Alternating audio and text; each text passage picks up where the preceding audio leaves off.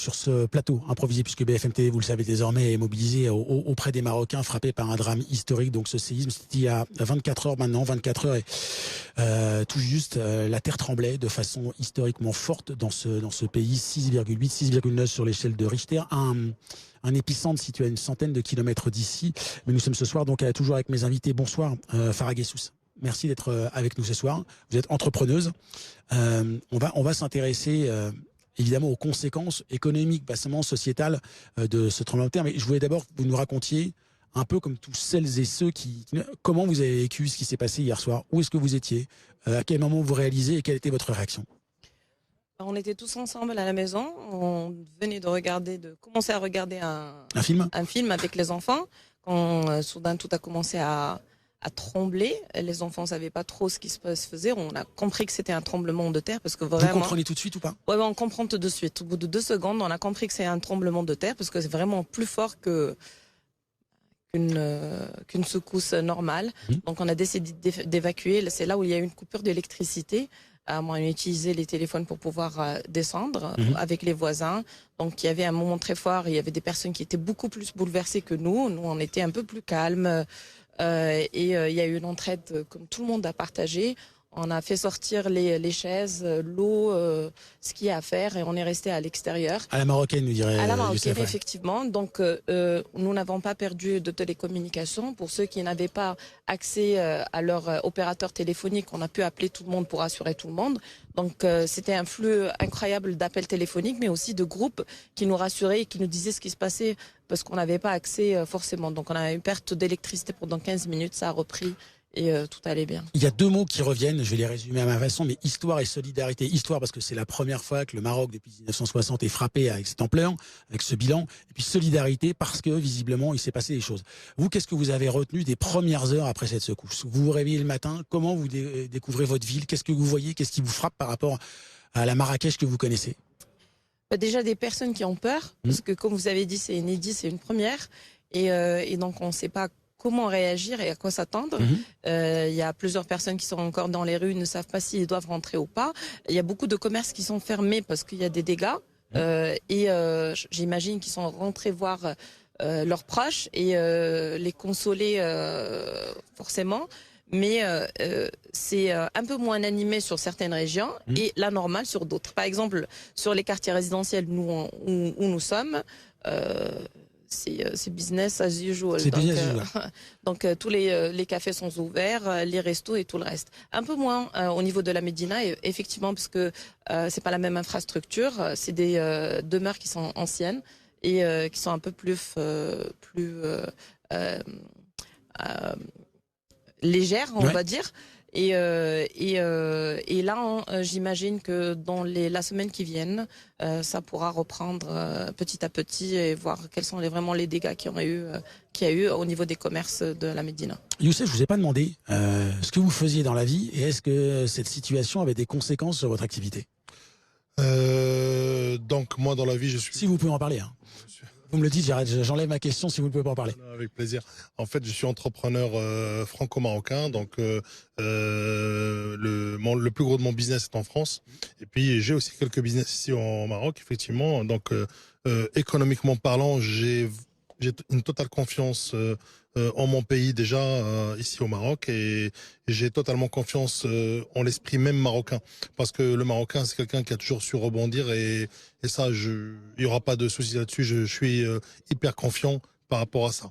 Donc l'avenir, je pense qu'il est toujours devant nous. Le Maroc est en train de partir sur une voie très montante. Nous sommes aux portes de l'Afrique et nous avons beaucoup de choses encore à prouver. Je suis totalement confiant et je sais que ça va vite reprendre et on va passer rapidement à autre chose. C'est évidemment ce qu'on vous souhaite. Vous avez le même sentiment? C'est-à-dire que on voyait, vous me disiez, moi je les ai pas vus, je suis arrivé un peu tard, donc j'ai découvert Marrakech comme elle était ce soir. Mais ce matin, il y avait quand même des échoppes fermées parce que ici, c'est la fourmilière. Je pense que c'est le qualificatif le plus adapté quand on doit décrire Marrakech. Et ça n'arrête jamais. On passe dans cette médina, on va trouver des épices, on va trouver des vases, des tapis, des bols, tout ce que vous des cendriers, mais ça n'arrête jamais. On est dans une sorte de capitale touristique et du commerce. C'était comment ce matin, cet après-midi? Il y avait des échoppes fermées, il y avait moins de monde, ou alors assez rapidement on est revenu à une activité quasi normale? Moi, j'ai fait une tournée au niveau des remparts ce matin pour voir déjà les dégâts aux remparts, qu'il n'y avait pas beaucoup. Les remparts, c'est ce qui entoure la ville. Et puis après, à exactement. l'intérieur de cela, il y a encore la Médina. Voilà. Et la Médina, c'est à l'intérieur, comme vous avez Exactement. dit. Donc, moi, j'ai été de ce côté-ci, là où on se trouve maintenant, pour aller sur la région nord. Effectivement, il y avait moins d'échoppes qui étaient ouvertes. Celles qui étaient ouvertes, soit c'était de la restauration rapide, des restaurants qui... mais aussi, on a trouvé une échoppe qui faisait des instruments de musique et de la porcelaine, de la poterie. Et ils ont eu beaucoup de dégâts. Ils ont eu quasiment 20% de leurs marchandises qui a été endommagée. Vu les secousses, ça s'est tombé de l'étalage.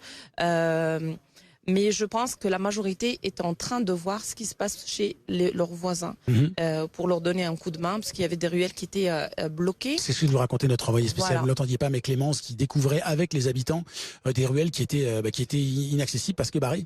Et, oui, ils étaient barrés. Il y avait du monde.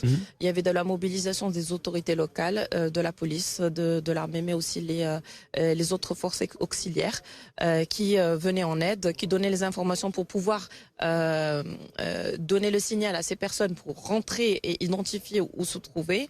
Et les travaux étaient déjà en... Est-ce que vous avez des informations? On le répète, Marrakech touchée historiquement pour la première fois, mais Marrakech n'est pas la plus blessée par ce séisme. La situation est bien pire sans doute ailleurs. On va la découvrir au fur et à mesure. Est-ce que vous avez, vous, des informations? Est-ce que vous avez vu une ampleur de la situation pour les entreprises marocaines qui ne sont pas toutes évidemment concentrées ici? Est-ce que vous avez non pas des chiffres, mais des témoignages de dire il y a des quartiers qui sont dévastés, donc plus de commerce, donc une économie aussi locale, voire nationale à reconstruire?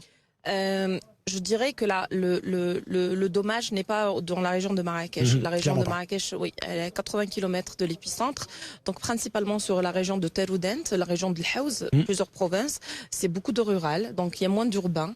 On en parlait tout à l'heure, il y a une difficulté d'accès parce qu'il y a eu des pierres un peu partout, des amas un peu partout. Mais je pense que côté économiquement, il y a quand même une solidarité des autres régions, parce que j'ai eu énormément d'associations qui se sont manifestées pour donner un coup de main pour l'acheminement de denrées alimentaires, de couverture. La saison de froid va commencer, ces personnes seront sans toit, et donc il y a une mobilisation énormément de sociétés civiles qui se mobilisent pour pouvoir les aider. Alors justement, merci pour la transition, comme on dit chez nous. En parlant de solidarité, sachez que le groupe Altis, qui appartient à BFM TV, se mobilise pour aider les Marocains. Alors vous allez découvrir comment pouvoir aider les Marocains qui en ont le plus besoin sur votre écran. Je vous laisse le lire parce que je n'ai pas le retour, donc je ne le vois pas. Et puis, autre symbole de la solidarité, si je vous dis Gad Elmaleh, ça vous parle? Gad Elmaleh, le comédien, l'artiste qui s'est exprimé et qui a appelé évidemment à la solidarité pour ses amis marocains. Un peu comme tout le monde, totalement bouleversé. J'ai eu la nouvelle très tôt au réveil, et puis c'est une réelle tragédie, beaucoup de tristesse, beaucoup d'incompréhension, c'est un vrai choc, c'est un vrai choc. Bien sûr, en tant que Marocain, mais en tant qu'être humain tout simplement, puisque l'élan de solidarité, on le voit à travers le monde, il vient pas que des Marocains, et heureusement, il faut tendre la main à ceux qui sont dans la détresse aujourd'hui. Donc c'est un véritable choc, et j'ai envie de dire qu'après avoir parlé avec ceux qui étaient le plus affectés, ils m'ont expliqué qu'il y avait les morts, qu'ils comptaient les morts, ils m'ont expliqué qu'il y avait les blessés, mais il y avait aussi ceux qui sont choqués, qui sont bouleversés, et il faut qu'on aide ces personnes aussi qui sont en vie à reprendre la vie. Et donc c'est là que cet élan de solidarité, il a du sens, et c'est pour ça que je prends la parole essentiellement pour motiver en tout cas et fédérer autour de cet appel aux dons, parce que c'est le nerf de la guerre.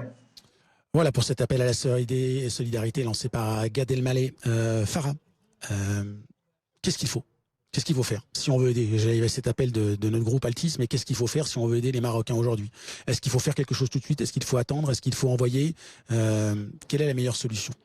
Se rapprocher des associations régionales, locales, pour pouvoir identifier les besoins réels, notamment au niveau de tentes. Ce matin, on avait nos correspondants à Tafraout et aussi Taroudant, qui avaient besoin de tentes canadiennes pour pouvoir abriter toutes ces personnes-là. Je pense qu'au côté alimentaire, le Maroc se porte bien. On a Manger des on a dattes, c'est plein de bonnes calories. Bonne énergie. Exactement, mais aussi tout le monde peut faire un couscous et l'envoyer. On saura beaucoup plus en détail quels sont les besoins réels et combien de personnes ont été déplacées. On n'a pas encore les statistiques et certainement on aura besoin de tout le monde et de coups de main. On verra dans les journées qui viennent. Youssef, il faut bien se rendre compte aussi qu'il y a les Marocains d'ici. Les Marocains de chez eux, du Maroc, il y a aussi les Marocains de France qui doivent ce soir être devant BFM TV, devant les médias, qui doivent tenter de joindre leur famille. Là aussi, parfois les relations entre Paris et Rabat sont compliquées, mais les relations entre les Français et les Marocains en tant que peuple, ça se porte plutôt bien. Et les Marocains de France et les Marocains du Maroc, là aussi, c'est quelque chose qui doit avancer pour aider ceux qui en ont besoin, même si pour l'instant, on ne sait pas trop ce qu'il faut faire. Ce qu'il faut savoir déjà, c'est que je vais plus les appeler les Marocains du monde. C'est que c'est la première manne financière ici au Maroc. C'est-à-dire c'est ceux qui envoient la première manne financière, je dirais même avant le tourisme. Hein. Donc les Marocains du monde déjà. Moi déjà depuis ce matin je reçois des coups de téléphone puisque moi-même je suis dans le transport et on me demande de fournir des camions, de fournir des entrepôts de stockage pour les denrées alimentaires. Donc déjà là ils sont tous excités comme des puces à vouloir aider. Maintenant moi tout à l'heure j'ai eu un coup de fil avec un élu politique, on discutait de ça et je lui dis écoute pour l'instant il faut d'abord que la tempête se calme avant de voir qu'est-ce qu'on peut apporter comme aide exactement. Politique français ou marocain? Un élu politique français, pardon. Juste pour ça. Franco-marocain. Donc en fait, il faudrait peut-être que la tempête se calme d'abord avant de commencer vraiment à aider. Parce que pour l'instant, je pense qu'il y a pas mal d'aides internationales qui commencent à être acheminées au Maroc. Tout à l'heure, par exemple, j'ai vu à l'aéroport des avions qui commençaient à atterrir avec des camions militaires pour acheminer les premières denrées dans tous ces villages. Maintenant, moi, je dirais que les associations, c'est une très très bonne chose. Il faut les solliciter pour les aides. Mais vous savez, le Marocain, souvent, il préfère même prendre sa voiture, la remplir de denrées alimentaires, de tentes, etc. Et puis aller distribuer lui-même aux gens. Ce que j'encourage vraiment. Donc en fait, moi je pense qu'il y aura vraiment pas de problème à ce niveau-là pour les denrées alimentaires et pour tout le reste. Par contre, je voudrais juste saluer moi la bravoure de tout, sans oublier aucun, les infirmiers, les médecins, les forces auxiliaires, les forces armées royales, la police, la gendarmerie et surtout les pompiers. Ils étaient en première ligne dès hier soir, vous avez vu? Oui, c'était vraiment en première ligne parce que moi, j'ai vu au niveau du CHU, la clinique Marrakech, par exemple, les pompiers, vraiment, ils n'ont pas dormi. Je me demande même si ils n'ont pas mangé, ils n'ont pas dormi, vraiment. Farah, combien de temps il va falloir, selon vous, pour se rendre compte des besoins, des dégâts? Parce qu'on le dit encore une fois, il faut vraiment le répéter, nous sommes assez, vous êtes, même si le choc est compréhensible, assez tranquille ce soir à Marrakech, après une nuit de peur, après une journée un peu d'angoisse, par rapport à la situation que d'autres Marocains doivent vivre en ce moment encore et qui s'apprêtent à passer une deuxième nuit complètement dehors et sans doute démunis et coupés du monde. Combien de temps pour aller dans certaines régions? Vous parlez de Taroudante, on peut parler aussi du Haut-Atlas qui a une centaine de kilomètres avec ces petits villages qui sont complètement perdus. Il faut parfois des heures à pied ou à dos d'âne pour y aller. Combien de temps il va falloir pour se rendre compte de la réalité et de l'ampleur de cette catastrophe? À la fois l'ampleur humaine et l'ampleur économique et sociétale. Je pense que je ne peux pas répondre. Il n'y a pas de réponse précise. Exactement, mais je dirais 3-4 jours, une semaine grand maximum pour pouvoir faire le canevas toute la région et d'identifier. Il faut savoir que maintenant, il y a les réseaux sociaux, il y a de bonnes connexions. Tout le monde, il y a l'électricité à 99%. Donc, les gens peuvent reprendre contact, ils peuvent identifier, ils peuvent appeler au secours, ce qui s'est fait d'ailleurs sur les réseaux sociaux hier pour alerter les personnes pour les secours. Donc, ça va pas trop tarder. J'imagine que dans la semaine prochaine, on aura beaucoup plus de visibilité et beaucoup plus de statistiques pour pouvoir statuer quelles sont les actions les plus urgentes à entreprendre. Je rappelle le bilan qui est évidemment éminemment provisoire encore ce soir. Au lendemain de ce séisme, 1300 morts, un peu plus, 1800 blessés, dont 1200 dans un état grave. Mais si on devait essayer de positiver dans ce type de situation, vous me dites que le pays n'est pas tombé, le pays est debout, Marrakech est debout, l'économie ne s'écroule pas et que la chaîne de solidarité va permettre d'avancer. C'est votre sentiment encore ce soir? Alors de par son histoire, déjà, le Maroc a toujours été un pays qui a su toujours rebondir et bien Je veux dire, le Maroc, c'est une force tranquille. Donc, c'est un pays qui a toujours été au devant de la scène dans pas mal de choses. Et surtout, le Marocain a toujours été quelqu'un de très débrouillard. Donc, il ira toujours là où il faut gagner sa vie, vous voyez.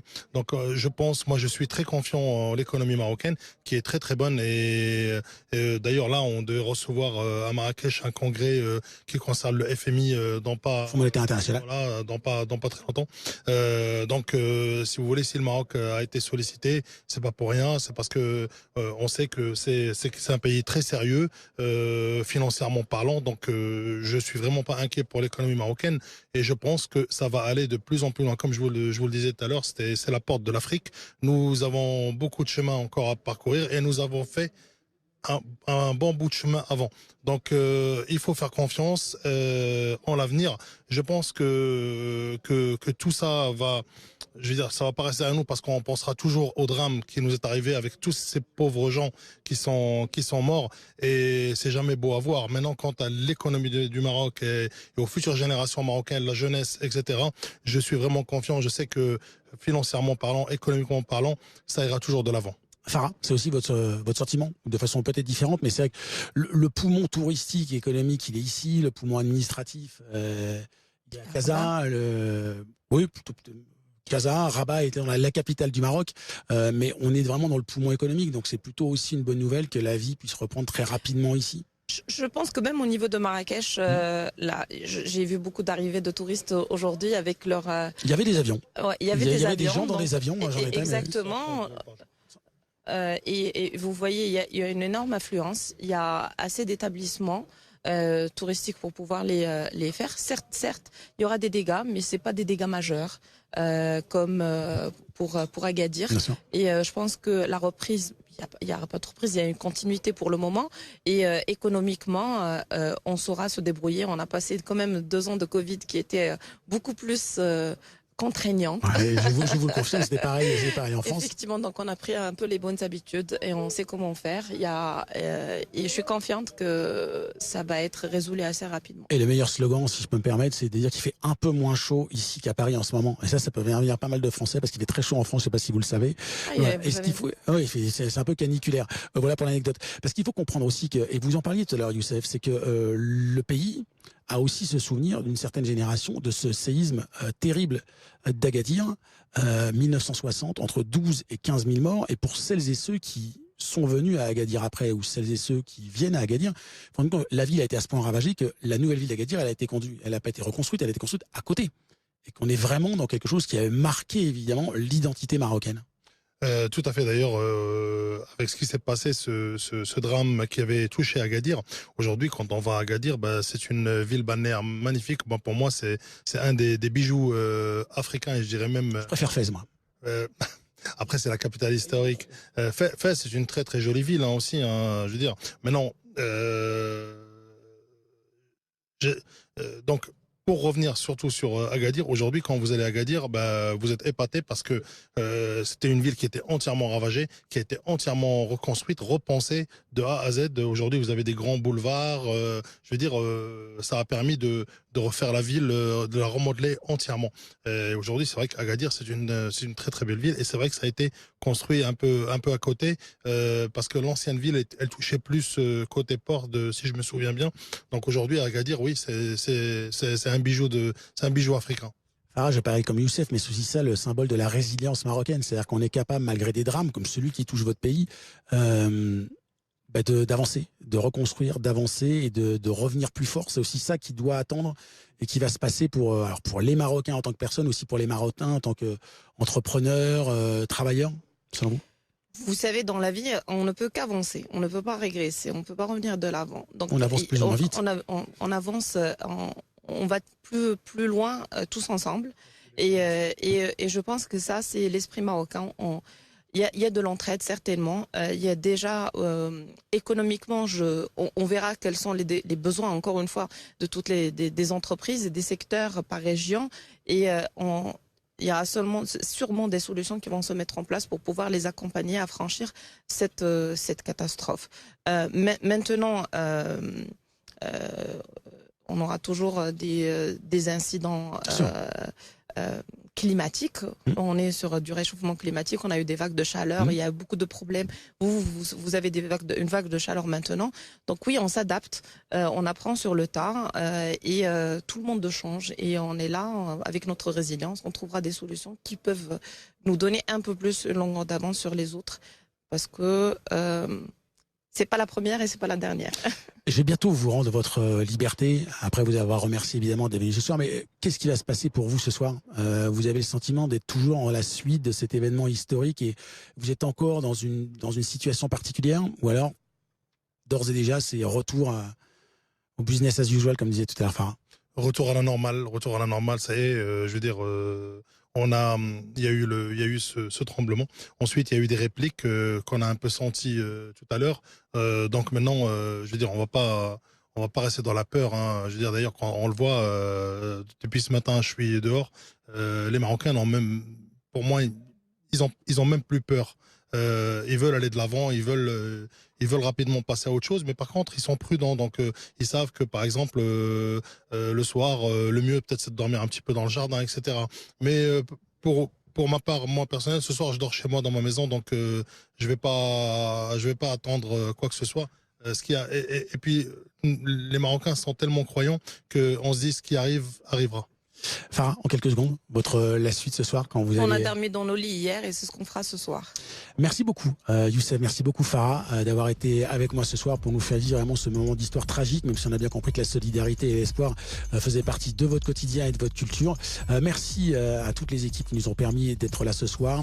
Je vous retrouverai évidemment au cours des prochains jours, dès demain matin, pour vous faire vivre cette situation exceptionnelle. Le Maroc, 3 jours de deuil national. Nous sommes donc au lendemain de ce séisme qui a fait 1300 morts. C'est un bilan extrêmement provisoire, même si on l'a compris, et c'est le sens des propos de mes invités. Eh bien, tout était fait pour que la situation redevienne normale le plus rapidement possible. Très bonne fin de soirée, merci de votre fidélité sur BFM TV.